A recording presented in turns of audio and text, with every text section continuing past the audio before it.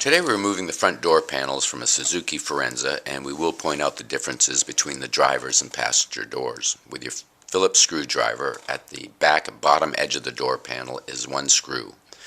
Moving forward along the bottom of the door panel is a second screw towards the center of this panel, and finally moving forward is the third screw along the bottom of this door panel. Along the armrest and in the handhold pocket is a screw we need to remove. With the screw removed, grasp the inside of this pocket. While grasping the inside of this pocket, pull up, and at the same time with your pry bar, pry the edge of the control panel up.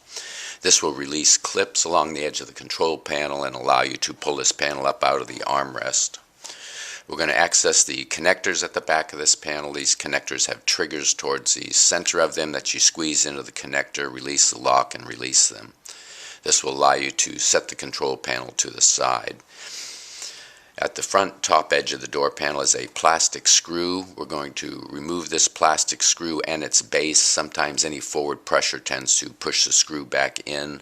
You may have to hold the base with a thumbnail or something to allow the screw to spin so you can remove it from the door panel. To reinstall, push it back into the opening, push the surrounding base flush to the door panel, and once the base is flush, you can either screw in or push the center screw back into the clip to secure. With your pry bar, pry the trim ring from around the door handle and tweeter on the door.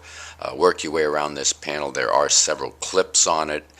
Pry pressure will release this panel, and you can set it to the side. We're going to move to the front top edge of the door panel to the side mirror switch. Pry this panel from the door, releasing clips. Again, these clips release with pry pressure. This will allow you to pull this panel forward to access the connector at the back of it, locate the trigger, release the lock, and remove the connector. We can set this panel to the side.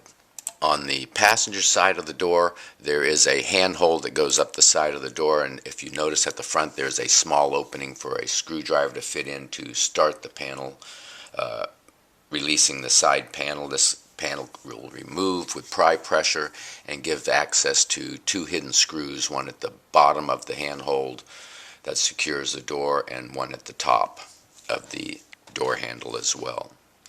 Back on the main door, we're going to take a pry bar and pry down the back edge of the door panel, releasing any remaining clips. Again, these clips all release with pry pressure.